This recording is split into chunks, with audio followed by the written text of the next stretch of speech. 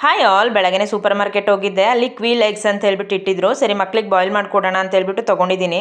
ಅದನ್ನು ಇದುವರೆಗೂ ನಾನು ನೋಡಿರಲಿಲ್ಲ ಮತ್ತು ತೊಗೊಂಡು ಯೂಸು ಮಾಡಿರಲಿಲ್ಲ. ಇದೇ ಫಸ್ಟ್ ಟೈಮ್ ಇದು ಬಾಯ್ಲ್ ಮಾಡೋದಕ್ಕೆ ಇಡ್ತಾ ಇದ್ದೀನಿ, ವಾಶ್ ಮಾಡಿಬಿಟ್ಟು.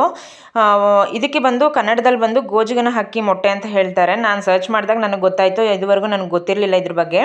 ಸರಿ, ಫ್ರೈ ಮಾಡಿಕೊಟ್ರೆ ಪ್ರಣೀತ್ ತುಂಬ ಚೆನ್ನಾಗಿ ಇಷ್ಟಪಟ್ಟು ತಿಂತಾನೆ. ನಾರ್ಮಲ್ ಎಗ್ಸ್ ಕೂಡ ಇದನ್ನು ಚೆನ್ನಾಗಿರುತ್ತೆ ಅಂತ ಹೇಳ್ಬಿಟ್ಟು ನಾನೊಂದು ಪ್ಯಾನ್ಗೆ ಸ್ವಲ್ಪ ಎಣ್ಣೆ ಹಾಕ್ಕೊಂಡಿದ್ದೀನಿ.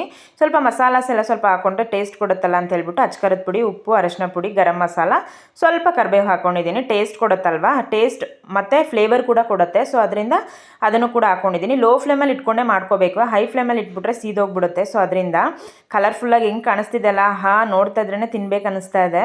ಸೊ ಇದು ರಸಮ್ಮು ಮತ್ತು ಬೇಳೆ ಸಾರು ಎಲ್ಲ ಮಾಡಿದಾಗ ಸೈಡ್ ಡಿಶಲ್ಲಿ ತುಂಬ ಚೆನ್ನಾಗಿರುತ್ತೆ. ಲಾಸ್ಟಲ್ಲಿ ಬಂದು ಕೊತ್ತಂಬರಿ ಸೊಪ್ಪು ಉದುರಿಸ್ಕೊಳ್ತಾ ಇದ್ದೀನಿ. ನೀವು ಕೂಡ ಆ್ಯಡ್ ಮಾಡ್ಕೊಳ್ಳಿ.